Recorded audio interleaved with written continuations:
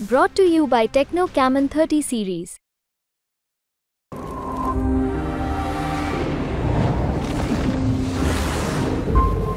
लोकसभा महाविकास आघाडीचे उमेदवार ओमप्रकाश निंबाळकर यांना 3,30,000 मतांनी विजय झालेले आहेत। आपल्या सोबत आहेत दादा, काय भावना आहेत आपल्या? निश्चितपणे जबाबदारीची भावना आहे, कारण 5 वर्ष मागच्या या विभागाचा खासदार म्हणून मी त्यांच्यासाठी काम केलं होतं। त्या कामावर विश्वास ठेवून आणि महाराष्ट्रातलं जे राजकारण मागच्या 2.5 वर्षात झालं की लोकशाही मार्गाने तयार झालेले पक्ष संपवायचे आणि ते पक्षच दुसऱ्याच्या ताब्यात द्यायचे। पैशाचा आमिष दाखवून, पदाचा आमिष दाखवून, ईडीची भीती दाखवून, इन्कम टॅक्सची भीती दाखवून त्या ठिकाणी माणसं फोडायची आणि त्यांच्या बाजूने गेले की ह्या सगळ्या चौकशा बंद करायचं। शेतकरी अडचणीत असताना सुद्धा त्याच्या मालाला भाव न देता त्याच्या तोंडाला पानं पुसायची। त्याचबरोबर बेरोजगार आज त्या ठिकाणी नोकरीच्या शोधात आहे। असं असताना या ठिकाणचे जे प्रकल्प आहेत ज्याच्या माध्यमातून मोठ्या प्रमाणात रोजगाराच्या संधी उपलब्ध होणार होत्या, वेदांता फॉक्सकॉन सारखा प्रकल्प गुजरातला द्यायचा, मला वाटतंय सत्तेची नशा आणि मस्तीची चढली होती ते जिरवायचं काम महाराष्ट्रातल्या जनतेनं केलंय। विजयाचं श्रेय कोण देत आहे? मला वाटतंय माझ्या धाराशिव लोकसभा मतदारसंघातील प्रत्येक मतदाराचं, महाविकास आघाडीच्या प्रत्येक कार्यकर्त्याचं, महाविकास आघाडीच्या सगळ्या नेत्यांचं मला वाटतं हे सामूहिक स्वरूपाचं श्रेय आहे आणि त्यांच्या सगळ्यांच्या आशीर्वादानं ही जबाबदारी म्हणून मी स्वीकारतो। कारण जितक्या जास्त मतांना आपला विजय झालेला असतो तेवढी मोठी जबाबदारी आपल्यावर असते आणि त्या जबाबदारीच्या भावनेतनं मी काम करत राहील। 3,30,000 तरुणांचा फरक आहे, पराभव काय करणं शकतं? तुमच्या विजयाचे काय? मी तर सांगितलं तुम्हाला, ज्या माणसाची मुळं जमिनीत सर्वसामान्य लोकांशी घट्ट जोडली गेलेलं असतात त्या माणसाच्या विरोधात देशातली कितीही मोठी शक्ती आली, कितीही पैसा लावला, कितीही सत्ता असली तरी सर्वसामान्य माणसं त्या ठिकाणी काम करणाऱ्या, संपर्कात असणाऱ्या लोकप्रतिनिधीची साथ सोडत नाही।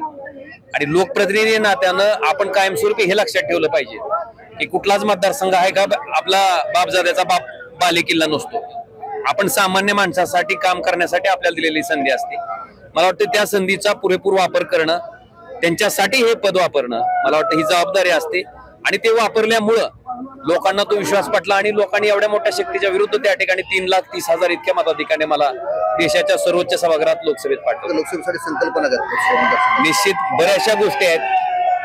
मला वाटतंय सत्तेची मस्ती ज्यांच्या डोक्यात गेली होती त्यांची मस्ती किमान आता उतरायला तरी सुरुवात झाली। देशातल्या लोकांनी लोकशाही कशी असते, लोकशाहीमध्ये मतदार राजा हाच सर्वश्रेष्ठ आहे हे सुद्धा या ठिकाणी दाखवून दिलंय। मला वाटतंय आता तरी त्यांच्या डोक्यात प्रकाश पडेल आणि ज्या काही गोष्टी लोकांना गृहीत धरून केल्या जात होत्या की सगळ्यांनाच गृहीत धरायची काय नाही, आम्ही काही केलं तरी ही लोक आमच्या बरोबरच आहेत, मला वाटतं त्याला चाप बसेल आणि या भागात मी 10,000 युवकांना रोजगाराची संधी उपलब्ध होईल असा एक उद्योग या भागात आणावा ही माझी संकल्पना होती। दुर्दैवानं अरविंद सावंत साहेब त्यावेळेस अवजड उद्योग मंत्री होते, पण त्यांनी राजीनामा त्यांना त्या ठिकाणी द्यावा लागला आणि हे सगळंच स्वप्न अधुरं राहिलं होतं।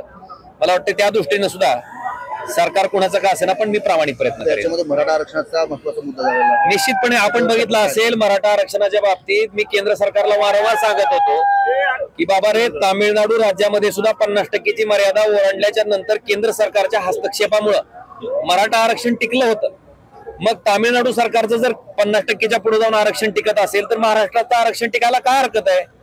पण त्या ठिकाणी उद्धवजी ठाकरे साहेब मुख्यमंत्री असल्यामुळे त्यांना श्रेय जाईल ह्या एका दुष्ट हेतून त्या ठिकाणी त्याच्यात लक्ष दिलं गेलं नाही।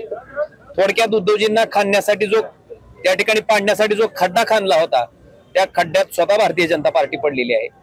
त्याचबरोबर ठीक आहे, ते मान्य नसेल, मी त्यांना वारंवार सांगतोय की संसदेत कायदा करून 50%ची मर्यादा तुम्ही वाढवा आरक्षणाची। तिथं जर आपण आरक्षणाची मर्यादा वाढवली तर ओबीसी आणि मराठावाद विनाकारण जो पेटलाय तो पेटणार नाही। मराठा समाजाला दिलं गेलेलं आरक्षण त्या ठिकाणी टिकेल आणि हा विषयच येणार नाही। मला वाटतं हे विषय मी 7 वेळेस लोकसभेत मांडलेले आहेत। धनगर समाजाच्या आरक्षणाचा विषय असेल, कोळी समाजाच्या आरक्षणाचा विषय असेल, लिंगायत समाजाच्या आरक्षणाचा विषय असेल, हे सगळे विषय मी वारंवार केंद्र सरकारच्या ध्यानात आणून दिलेत। पण असं झालं होतं की हम करे सो कायदा, दुसऱ्याला काय कळतंय दुसऱ्याला काय अक्कल आहे अशी अवस्था झाली होती. बरं आहे जनतेनं डोक्यावर ठिकाणावर आणला असेल आणि जर आला असेल तर आता तरी सुधारणा होईल. महायुतीची तगडी फौज असताना सुद्धा जनतेच्या बळावर हा विजय संपादित केला व लोकसभेमध्ये प्रयत्न करणार आहे असं ओमराजे यांचं म्हणणं आहे. गणेश जाधव, मुंबई तक, धाराशिव.